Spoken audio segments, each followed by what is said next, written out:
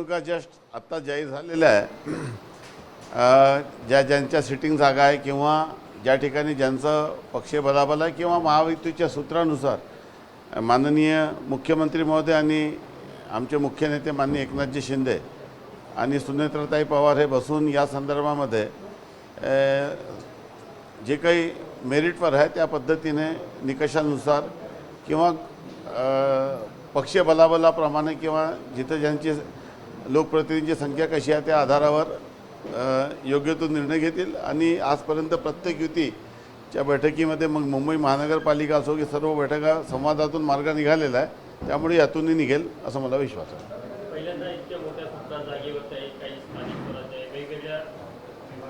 अनेक वर्षापासून निवडणुका झाल्या नव्हत्या. विधान परिषदेमध्ये सभागृह हा मोठ्या प्रमाणामध्ये सदस्य नसल्यामुळे रिक्त राहत होतं आणि त्या भागातील स्थानिक स्वराज्य संस्थेच्या प्रतिनिधीला विधान परिषदेमध्ये जागा मिळत नव्हत्या. परंतु आता काही ठिकाणी जिल्हा परिषदच्या निवडणुका जरी राहिल्या परंतु मेजॉरिटी ऑफ सीट भरल्या गेल्या. नगरपालिकेच्या निवडणूक झाल्या असल्यामुळे आता बहुप्रतीक्षित ही निवडणूक होत आहे आणि पुन्हा लोकशाहीच्या दृष्टीने विधान परिषदेच्या सभागृहात काही नवीन आमदार विधान परिषदमधून निवडून येतील आणि त्यातून राज्याच्या जनतेला एक चर्चेचा एक प्लॅटफॉर्ममध्ये त्यांना त्यांच्या बाजू मांडता येतील.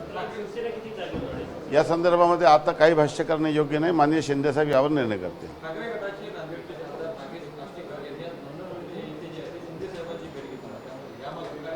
असं आहे की शिंदेसाहेब हे सर्वांना भेटीसाठी उपलब्ध असतात आणि मातोश्री कोणाला भेट सातत्याने देत नसते.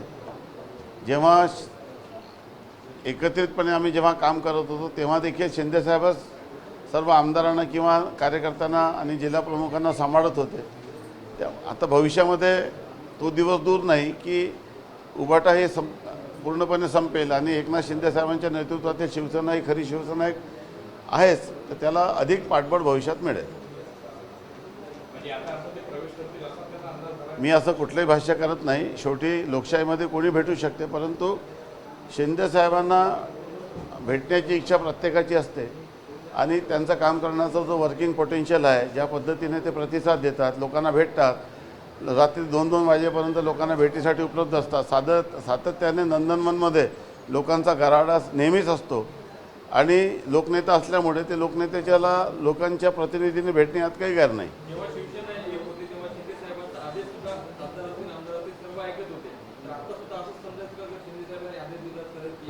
ते काही विषय नाही आहे. शिंदेसाहेबांच्या नेतृत्वात भविष्यात सर्व लोक एकत्रित शिवसेनेत खरी शिवसेनेच्या मागे उभं राहतील. जे काही थोडेफार लोक तिथं शिल्लक आहे ते भविष्यात तिथं राहणार नाही. प्रत्येकाला राजकीय भविष्य आहे. प्रत्येकाला वाटते की एक चांगल्या लिडरशिपमध्ये काम करावं. त्यामुळे सर्व लोक भविष्यामध्ये एकनाथ शिंदेसाहेबांच्या नेतृत्वात काम करतील असं मला विश्वास आहे. मुंबई शेजारी काही गावं अशी आहेत धरणांच्या बाजूला तानसा असेल किंवा इतर धरणा शेजारी मुंबईची तहान भागवणारे अनेक जी गावं आहेत ती गावं तहानलेली आहे. गेल्या अनेक वर्षापासून तिथं पाणी मिळत नाही आहे. धरणा शेजारीच गाव आहे.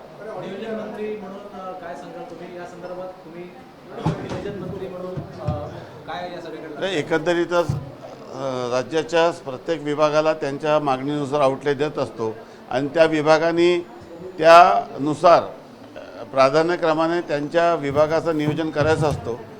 तरी देखील आता विकसित महाराष्ट्र 2047चा जो रोडमॅप आम्ही तयार केला आहे आणि भविष्यामध्ये प्रत्येक पॅरामीटरमध्ये सॅच्युरेशन मोडमध्ये जायची आमची इच्छा आहे आणि त्या दृष्टीने आता अर्थसंकल्पामध्ये निधी देताना DPDCचा निधी खर्च करताना प्रत्येक याला प्रायोरिटी सेक्टर थर्ड सेक्टर आम्ही डिसाईड केलं आहे आणि सर्व निधी त्या सेक्टरवर प्राधान्याने खर्च कराव्या अशा सूचना दिलेल्या. राज्याचा अर्थसंकल्प देखील विकसित महाराष्ट्र 2047ला सुसंगत आहे आणि 2047 पर्यंत दर 5 वर्षांनी महाराष्ट्राची वाटचाल कशी असेल याचा पूर्ण रोडमॅप तयार करून तशा पद्धतीची नियोजन राज्यांनी केलेलं आहे आणि जिल्हा नियोजनला देखील तशा पद्धतीच्या सूचना दिलेल्या आहेत. प्रत्येक पालकमंत्र्यांनी त्या जिल्ह्याचा नियोजनाच्या दृष्टीने आराखडा तयार करावा. त्या आराखड्यामध्ये प्राधान्य सेक्टर डिसाईड करावे.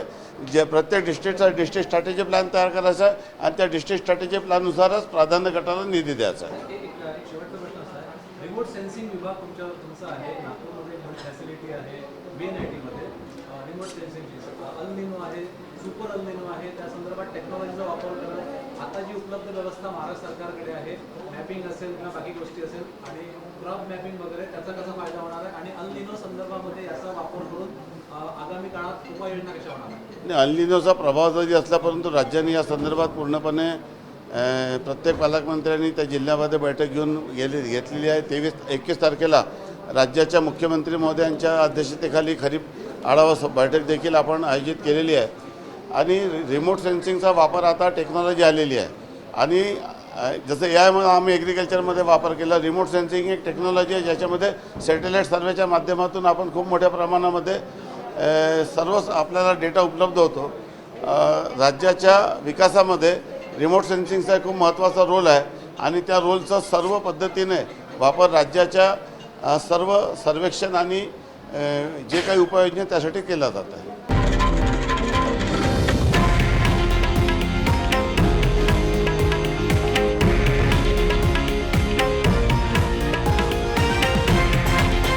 हे आहे देशातील नंबर 1 न्यूज नेटवर्क आणि आपण पाहत आहात TV9 मराठी, एकमेव.